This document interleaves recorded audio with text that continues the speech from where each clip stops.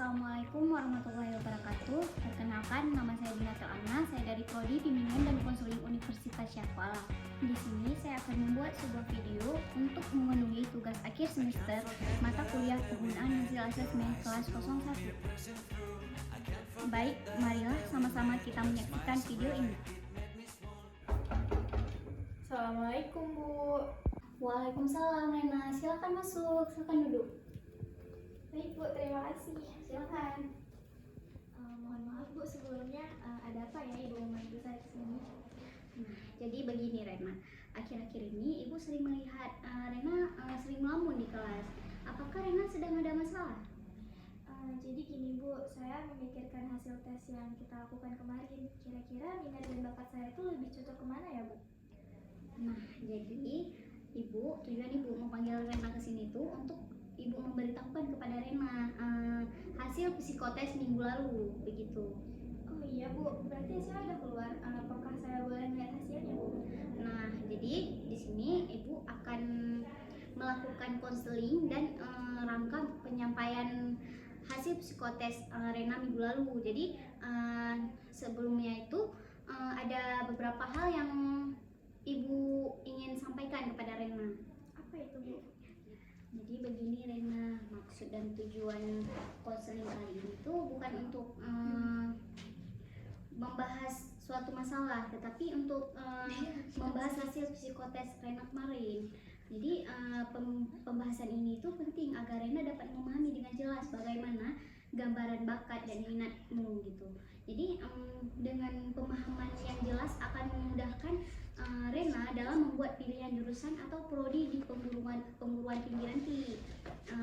Nah, agar pembahasan hasil psikotes ini dapat berjalan dengan lancar, ada yang perlu diperhatikan. Rena hendaknya bersifat terbuka dan sukarela dalam penyampaian perasaan atau pemikiran terkait dengan hasil tes itu. Jadi Rena tidak perlu khawatir dengan kerahasiaan pembicaraan, apalagi hasil tes Rena ini. Jadi di sini Ibu akan berjanji untuk menjaga rahasianya. Jadi yang terpenting itu Rena bisa betul-betul aktif dalam kegiatan konseling ini. Oh begitu Bu, baik saya mengerti. Ya, jadi baiklah, ini adalah lembar psikogram hasil tes minggu lalu. Jadi pada psikogram ini ada beberapa angka dan kedudukan bakat dan minatmu. Nah, coba dilihat beberapa angka kecerdasanmu.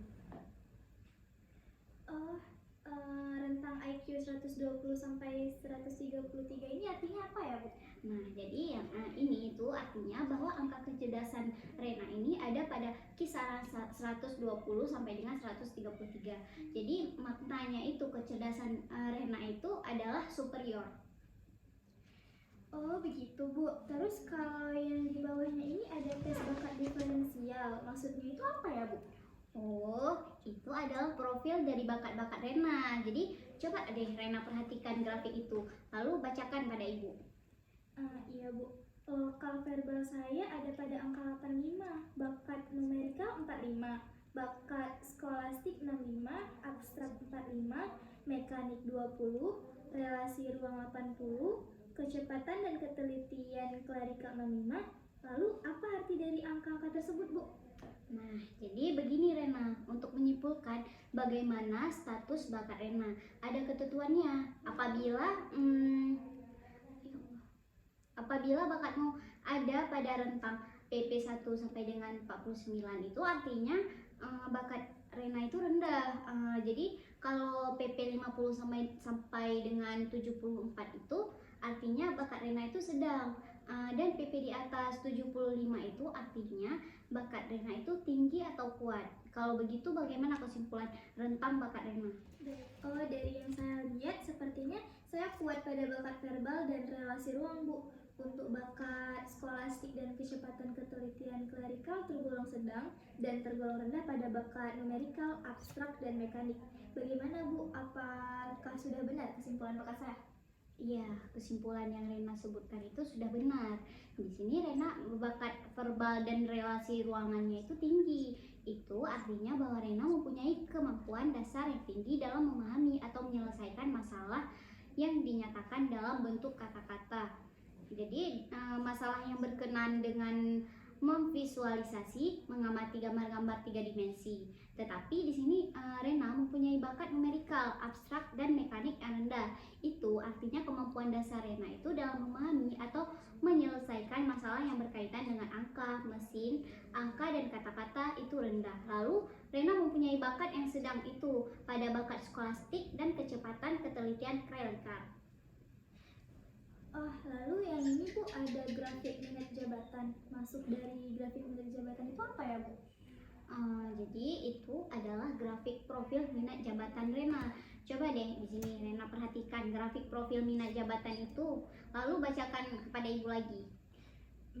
Jadi di minat jabatan pribadi sosial saya 60, minat natural 80, minat mekanik 5, minat bisnis 30, minat seni 95, minat sains 30, minat verbal 70, minat manipulatif 70, dan minat komputatif 50. Maksud dari angka-angka yang saya sebutkan tadi apa ya Bu? Nah, jadi begini Rena. Untuk bisa menyimpulkan bagaimana status minat jabatan Rena itu, ada ketentuan yang mana ketentuan tersebut sama dengan ketentuan saat menyimpulkan profil bakat Rena, yaitu apabila minat Rena itu ada saat menyimpulkan profil bakat Rena itu, apabila minat Rena ada pada rentang PP 1 sampai dengan 49, itu artinya minat Rena itu rendah. Kalau PP 50 sampai dengan 70 itu artinya minat Rena itu sedang, dan PP di atas 75 itu artinya minat Rena itu tinggi. Kalau begitu bagaimana kesimpulan tentang minat Rena? Dari yang saya lihat sih Bu, sepertinya minat jabatan saya kuat di seni dan natural Bu. Lalu untuk minat pribadi sosial, verbal, manipulatif, dan komputatif tergolong sedang. Dan untuk minat mekanik, minat bisnis, dan minat sains tergolong rendah Bu. Bagaimana Bu? Apakah kesimpulan yang saya bacakan sudah benar? Ya, kesimpulan yang Rena katakan itu sudah tepat. Jadi minat jabatan Rena itu tinggi di seni dan natural. Jadi artinya itu ialah minat Rena terhadap kegiatan atau pekerjaan yang dilakukan di alam terbuka itu, dan kegiatan atau pekerjaan yang mencakup seni itu tinggi. Jadi minat mekanik, bisnis, dan sains Rena itu rendah. Artinya di sini tuh Rena kurang menyukai kegiatan atau pekerjaan yang berkaitan dengan permesianan, peniagaan, dan sains. Jadi untuk minat pribadi sosial, verbal, manipulatif, dan komputatif Rena tergolong sedang. Jadi artinya di sini minat Rena terhadap kegiatan atau pekerjaan yang berkaitan dengan bidang pelayanan penggunaan kata-kata di dunia kerja. Kerja, kegiatan, atau pekerjaan yang menuntut syarat penggunaan tangan. Namun minat mekanik, bisnis, dan sains Rena itu rendah. Artinya Rena itu kurang menyukai kegiatan atau pekerjaan yang berkaitan dengan permensianan, perniagaan, dan sains. Jadi untuk minat pribadi sosial, verbal, manipulatif, dan komputatif Rena tergolong sedang. Artinya di sini tuh minat Rena itu terhadap kegiatan atau pekerjaan yang berkaitan dengan bidang pelayanan penggunaan kata-kata di dunia kerja. Jadi kegiatan yang menuntut syarat penggunaan tangan dan kegiatan pekerjaan yang berhubungan dengan simbol dan konsep angka tergolong sedang gitu. Oh begitu Bu, jadi berdasarkan profil minat dan bakat yang udah dibacakan, kira-kira saya lebih cocok ke jurusan apa ya Bu? Jadi begini Rena, di bawah grafik minat jabatan ini kan tertera rekomendasi jurusan, yang mana rekomendasi jurusan tersebut itu didasarkan atas hasil tes inteligensi, bakat, dan minat Rena. Coba deh Rena perhatikan rekomendasi tersebut, lalu coba Rena bacakan kepada Ibu lagi. Jadi di sini saya direkomendasikan untuk peringkat 1 itu saya masuk jurusan bahasa, peringkat 2 saya masuk jurusan IPS, dan peringkat 3 saya masuk jurusan IPA. Bagaimana Bu? Apakah sudah benar yang saya bacakan? Iya benar Rena. Di sini tuh pada peringkat pertama itu Rena direkomendasi untuk masuk jurusan IPS karena persentase bakat bahasa Rena itu sebesar 65 dan minat bahasa Rena itu sebesar 77,5. Jadi lalu peringkat kedua yang Rena rekomendasikan di sini tuh masuk jurusan IPS karena persentase bakat di IPS ini sebesar 60 dan minat IPS itu sebesar 45.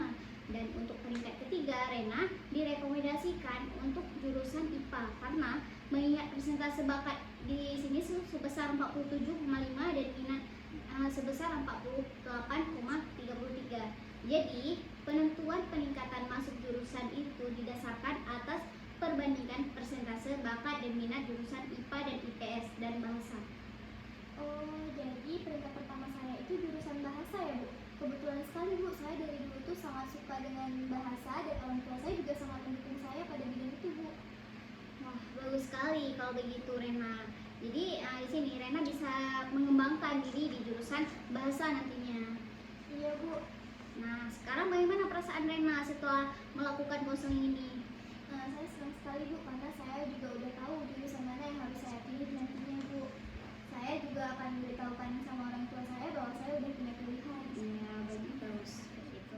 Nah, jadi bagaimana nih perasaan Rena setelah Rena sudah berkonseling dengan Ibu? Saya senang sekali, Bu, karena saya sudah bisa menentukan jurusan yang mau saya pilih. Dan terima kasih ya, Bu, saya jadi tahu mau bilang ke orang tua saya bahwa saya sudah punya pilihan sendiri. Ya, baiklah Rena, sama-sama. Baiklah, Bu, karena udah jam 9, saya juga kebetulan mau masuk pelajaran matematika, Bu. Saya izin dulu ya, Bu. Assalamualaikum, Bu. Baik Rena, waalaikumsalam. Belajar yang rajin ya. Iya, Bu. Ya. Jadi ini Rena Yolanda yang kelas IPS yang dekat dengan kantor itu ya? Iya, Bu, benar. Kalau boleh Ibu tahu itu IPS berapa ya? IPS 3, Bu. Oh, IPS 3. Baiklah. Jadi Ibu mau tanya nih sama Rena. Rena ada rencana mau masuk ke universitas mana nih? Ini kan sekarang Rena udah kelas 3 SMA nih ya. Iya, Bu, jadi rencananya Rena tuh pengen ambil di Universitas Syekh Kuala di Banda Aceh sih, Bu. Oh, Universitas Syekh Kuala ya. Kenapa Rena mau ambil di Universitas Syekh Kuala? Iya, karena di Banda Aceh tuh Rena punya banyak saudara, terus orang tua juga rekomendasiin di sana, dan Rena juga pengennya nggak sabar itu, jadi rencananya pengen ambil kota lain gitu, Bu. Oh, begitu. Baiklah, kalau boleh Ibu tahu Rena nanti mau masuk ke jurusan mana nih? Jadi rencananya tuh Rena pengen ambil di Fakultas Pertanian. Kalau jurusannya mungkin kalau nggak di agroteknologi, Rena pengen ambil di agribisnis, Bu. Oh, di agribisnis dan agroteknologi. Tapi ini kan Rena sekarang nih sekolah di jurusan ilmu pengetahuan sosial nih. Kenapa Rena ingin menerjun ke ilmu pengetahuan alam? Iya, Bu, karena Rena tuh suka di bidang pertanian, karena kebetulan orang tua Rena juga bekerja di salah satu kantor pertanian, dan Rena juga tertarik gitu, Bu, sama bidang pertanian. Makanya Rena pengen coba ambil di sana gitu. Oh, begitu. Apakah Rena udah yakin nih kalau Rena itu bisa lulus di agroteknologi atau agribisnis? Karena kan Rena kan sekolah nih jurusan sosial. Kalau agroteknologi dan agribisnis itu kan pengetahuan alam gitu kan? Iya, Bu. Insya Allah sih Rena yakin, karena orang tua Rena tuh benar-benar udah dukung 100%, dan Rena juga udah banyak mempelajari buku-buku yang berkaitan tentang ilmu pengetahuan alam. Jadi ya sedikit banyak Rena udah mempersiapkan untuk melakukan tes masuk ke jurusan tersebut, Bu. Oh, baiklah. Berarti di sini tuh Rena tetap optimis, tetap kekehnya mau masuk ke ilmu pengetahuan alam di jurusan kuliah nanti ya, walaupun Rena sekolah di IPS di sosial. Baiklah. Jadi karena Rena emang udah ingin sekali Ibu bantu doa supaya Rena nanti lulus di Universitas Syekh Kuala dan lulus di Fakultas Pertanian jurusan agroteknologi atau agribisnis gitu ya. Jadi Rena nih saran Ibu kayak belajar nih ya, harus tahu nih apa itu agroteknologi, agribisnis gitu dan lain sebagainya tentang ilmu pengetahuan alam gitu ya. Iya, baik, Bu. Terima kasih atas doa, dukungan, dan juga saran yang udah Ibu berikan ya, Bu. Baiklah Rena, semoga Rena sukses ya ke depannya. Semangat terus ya Rena. Baik, Bu. Kalau begitu saya izin pamit ya, Bu. Assalamualaikum, Bu. Baik Rena, hati-hati ya. Iya, Bu. Belajar yang rajin ya.